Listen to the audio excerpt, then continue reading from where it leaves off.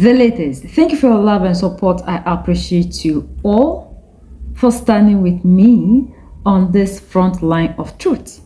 Today, we are going to talk about a disease that has plagued our continent for 60 years. The disease of the indefinite seat.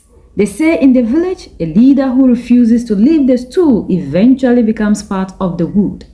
We are looking at Zimbabwe. We are looking at the African Union, and we are looking at the brothers in the Sahel to ask one question: who is the real Democrat? To understand where we are, we must know where we stand.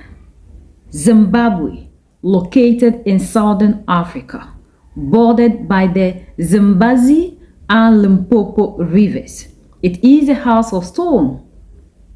This is the land of the great Zimbabwe rune, a testament to African engineering long before the colonizer arrived. But the history of Zimbabwe is a history of betrayal. From the brutal minority rule of Ian Smith to the 37-year reign of Robert Mugabe, in 2017, the world cheered for a new dispensation. We were told the military-assisted transition was a restoration of legacy. Amanson Dambozu Mnangagwa, the crocodile, took the seat, the broken promise. The 2013 Constitution of Zimbabwe is clear. Section 91, it says, a president serves 2 terms of 5 years each. That is it. 10 years and you go home to farm. Mnangagwa's term should end in 2028, but family, as we speak in February 2026, the crocodile is sharpening his teeth. The cabinet has backed a plan to change the 5-year term to 7 years. They want to move the goalposts in the middle of the game so he can stay until 2030 or beyond. They called it Vision 2030, but we call it constitutional lawfare. While Mnangagwa moves to tear up the constitution, where is the African Union?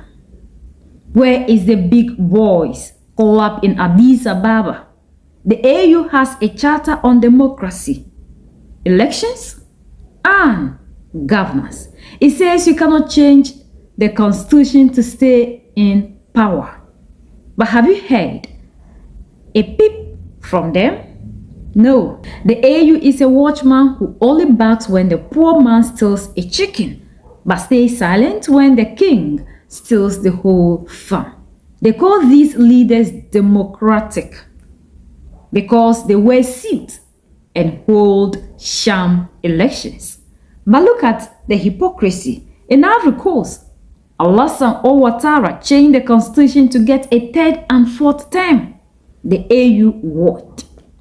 In Chad, the son took over from the father and abolished term limits in 2025. The AU watched. In Zimbabwe, Mnangagwa is rewriting the law to die in office. The AU is watching. Now, family, look at the Sahel. Look at Mali. Look at Burkina Faso and look at Niger. These leaders are all in all the saviors, the protectors, the unifiers. Ibrahim Traore, Assimi Goïta, and Abdourahamane Tchiani are 2 generals. Did not change a constitution to stay in power. They tore up the colonial contract. They said no more French bases. No more French bases. They said no more gold being stolen while our people starve. The comparison. The democratic leaders, they stay 20-30 years. They obey Paris and Washington. They break their own laws to stay in power. Result, no sanctions. They are invited to summits. The Sahel leaders, they serve the people. They fight terrorists that the West couldn't stop for a decade or for decades. They demand sovereignty. Result, heavy sanctions. Isolation. They are called dictators by the same AU that is silent about Zimbabwe. The question is, who is the real Democrat? Is he the man who follows a foreign Breathing constitution while his people suffer? Or is it the man who follows the will of the people even if it upsets the masters in Brussels? Africa is not moving forward because we have mad houses for governments. We have politicians who are selfish.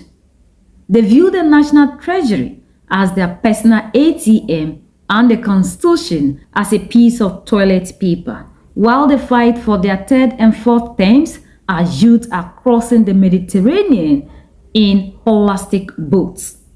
While they build mansions in Dubai, our hospitals in Harare have no paracetamol. Africa is at war with itself because our leaders have stopped being public servants and have become feudal lords. They serve the interests of the oppressor, the invisible hand that gives them loans to keep them in debt. To the people of Zimbabwe, to the people of the Sahel, and to the people of Africa across the globe, the revolution will not be televised by the AU. We must stop being puppets. We must stop praising leaders who change laws to steal our future. If a leader cannot finish his work in 10 years, 100 years won't be enough. Family, they say you cannot wash your face with a promise and you cannot eat a vision. President Mnangagwa talks about Vision 2030, the plan to turn Zimbabwe into an upper middle income society. But the latest Dodging one has locked out the 2026 national budget, and the math is not adding up for the person on the street. The great salary gap. Let's look at the seat of power versus the ordinary seats. It's happening everywhere, even in Ghana. It's everywhere. All the democratic leaders are the same. The reality, the average monthly salary for a Zimbabwean worker in 2026 is sitting between $230 and $253 US. To live in a modest 3-bedroom apartment in Harare, the rent alone is $850 US. That means an ordinary civil servant needs to work for 4 months just to pay 1 month's salary. Where is the food? Where is the school fees? Where is the dignity? Inflation, the silent thief. The government claims inflation has dropped to single digits in early 2026, hitting 4.1 in January. They are popping champagne in the Ministry of Finance. But family, why is the price of bread still rising? Why does it cost $10 for a simple meal at a cheap restaurant? It's because of the ZIC, Zimbabwe gold currency trap. While the paper numbers look stable, the purchasing power of the ordinary citizen is being evaporated. The elites can access US dollars at the official rate, but the mother in Bulawayo has to pay black market premiums just to get the medicine her child needs. The debt mountain. While they build smart cities like Mount Habden, Zimbabwe's external debt has ballooned. The 2026 budget shows a projected deficit that must be covered by borrowing. Vision 2030 requires an investment of $2 to $3 billion just for mining and exploration in the next 2 years. The cost to you. This money isn't falling from the sky. It is coming from high taxes on electronic transfers and sugar taxes. That makes basic groceries more expensive. The inequality ratio.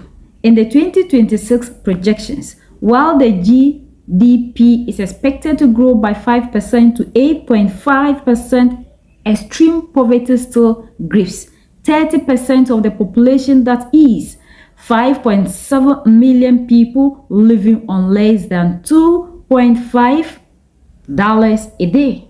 This is what we mean when we say Africa is a madhouse.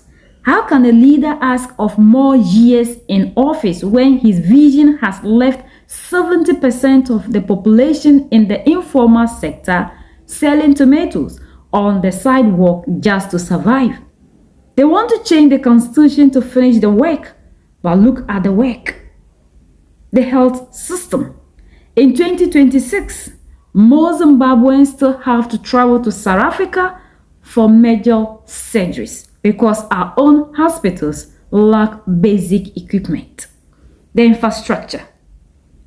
They built a new parliament, building for $200 million US, while the roads in the Sabbath are so broken, they look like the surface of the moon. This is why the Sahel revolution is scaring the AU. In Niger, in Mali, they are asking, why should we follow a democratic constitution if it only protects the rights of the politicians to get rich while the people starve? Zimbabwe is a warning to the rest of the continent. If we allow democratic leaders to treat the national treasury like a personal inheritance, we are not a democracy. We are a private company owned by the ruling elite.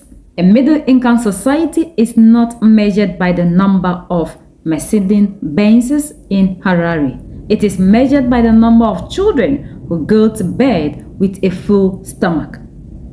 The crocodile wants more time. We say Africa has no more time to waste. Subscribe, share, speak the truth. We are the only people that can change the continent and to set ourselves free.